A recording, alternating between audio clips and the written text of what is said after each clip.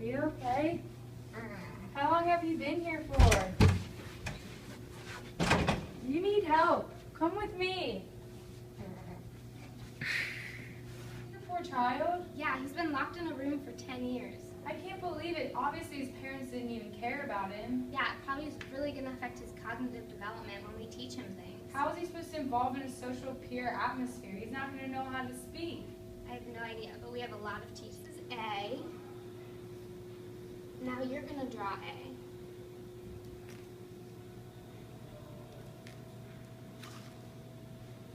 Good job. Yes. Now we're going to do B. Now you're going to do it on your own. Here, draw A. You got it. You're going to do great. Just how we did it before. Don't worry. All right, now you're going to draw B on your own. You got it. Good job. Keep doing it. You're doing so good. Wow, you did a great job. Look at all this information I found about Brett and his parents. Wow, lack of parenting definitely played a role in the way he behaves now. Today we will be talking to you about nature versus nurture, particularly involving the infamous case of the wild child Jeannie, and exploring the role nature and nurture play in motor development, specifically in kids who have been isolated just like Jeannie. In order to do this, let's first discuss nature versus nurture. Nature is the hereditary information received from parents at the moment of conception that signals the body to grow and affects our characteristics and skills. Nurture, on the other hand, is the complex environmental forces of the physical and social world that the individual encounters in their homes, neighborhoods, school, and even communities. Now that we know what nature and nurture is, we can look at how nature and nurture played a role in Jeannie's experience as an isolated child. To start, who is Jeannie? Jeannie is a girl who spent most of her entire childhood locked in a room, isolated, abused for over a decade. According to the Business Insider, Jeannie lived 10 years of her life chained to a potty chair. She eventually told researchers that she even slept on the chair. However, her parents never bothered to potty train her. Ashley, can you explain to me how the critical and sensitive period hypothesis relate to Jeannie's case? Sure, Camille. Theorists who believe in critical periods believe that children who do not get the nurture needed during their window of receptivity are going to be stuck forever and never have the abilities that they should have during that period. Jeannie proved that language and motor acquisition could still be learned, though, despite the fact that she missed her sensitive periods for functional development. Although she could learn, it was at a much slower pace than other 13-year-olds her age. Wow, that's so interesting. Additionally, Jeannie's case put emphasis on the concept of nurture and how human beings need to be nurtured in order to develop optimally. This can relate, Camille, about how important a parent's nourishment is in a child's life. Wow. According to the article titled, "Do Parents Really Matter?", the author suggests the parents' responsibilities of loving their child by showing they care affect the way children feel about themselves. A child simply getting help from their parents on a homework assignment or being taught how to simply ride a bike all play important roles in the nurture aspect of their child throughout their development and their lifespan. You can see that Brett had no interaction with other humans or by his parents and struggled tremendously with day-to-day activities. A child who is not exposed to nurture may develop depression or even lack of self-esteem throughout life.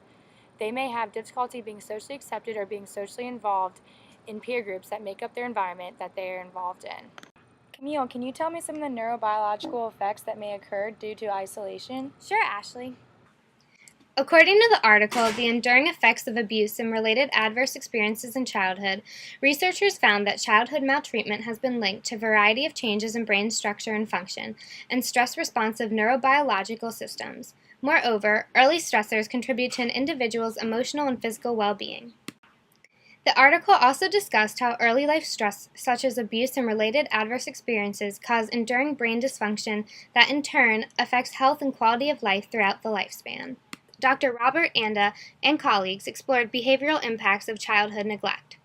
Dr. Robert Anda and colleagues used the Adverse Childhood Experiences ACE study to assess numerous social, behavioral, and health outcomes. The ACE study is an ongoing collaboration between Kaiser Permanente's Health Appraisal Center in San Diego, California, and the U.S. Centers for Disease Control and Prevention. The objective is to assess the impact of numerous interrelated ACEs on a wide variety of health behaviors and outcomes. They found that repeated stress and childhood trauma can lead to hippocampus, amygdala, and medial prefrontal cortex atrophy and dysfunction that mediate anxiety and mood problems. They found that these neurobiological defects from early trauma can lead to behavioral changes such as unexplained panic, depression, anxiety, hallucinations, alcohol, and other drug problems. It is clear that Brett, similar to the infamous case of the wild child, Jeannie, experienced fear and anxiety due to impact in the amygdala, prefrontal cortex, and hippocampus. Also, impact in the hippocampus affected Brett's ability to be able to write and learn new things. Thus, Brett had passed his sensitive period where he was most sensitive to learning a skill. He was still able to learn skills such as speaking and writing, however, learning was not as optimal. Similarly, in Jeannie's case, she was unable to learn how to speak optimally due to her isolation and abuse in childhood. However, she still was able to make improvements in her speech and functional tasks. Researchers discussed how amygdala defects also can contribute to mood fluctuations and social attachments. Another example of neurobiological defects from early trauma is the impact early stress has on the hippocampus. The hippocampus plays a role in memory storage and retrieval. Thus, there is a hippocampal and amygdala size reduction in childhood trauma, and this causes deficits in memory function. The article also touched on how environmental experiences influence the expression of the genome. For example, smaller hippocampal volume is found among adults with early abuse-related post-traumatic stress disorder. Knowing what we learned from the article helps to explain Brett and Jeannie's situation where they have been isolated throughout their childhood. Isolation leads to the inability to experience and create new memories, which prevented their genome from being expressed. This inhibited certain areas of the brain from developing, which in turn affected Brett and Jeannie's behavior. Now Brett's going to discuss the relationship between his character and Jeannie. Brett explored the article, Childhood Experiences and the Expression of Genetic Potential, What Childhood Neglect Tells Us About Nature and Nurture by Dr. Perry. He also will be discussing how this article relates to Jeannie's case and the debate of nature versus nurture. As seen from the previous footage, the character I was representing was a child that had been secluded for an extensive amount of time in the earlier years of development. The study I looked at sought to explain human evolution through the nurture perspective and shines a light on why people, such as the character portrayed in our video, struggle socially and intellectually in life. The nature perspective has been around since the earliest known humans ever existed. It is human nature to hunt, feed, and survive at all costs. But how did we progress to where we are today? Researchers believe that this is the doing of the nurturing aspect of human development.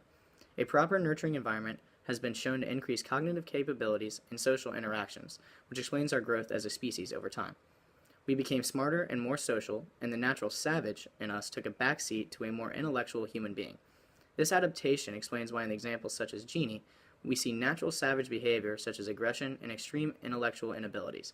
As we displayed in our video, my character was aggressive and had difficulty communicating in social situations.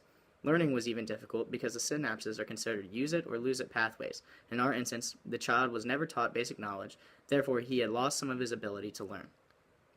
This concludes our video on nature versus nurture and the role that they played in Jeannie's life. It is important to note that this information can be beneficial for students learning about nature versus nurture, as well as doctors and professionals who are looking to study the impact that early childhood neglect has on an individual later on in their life.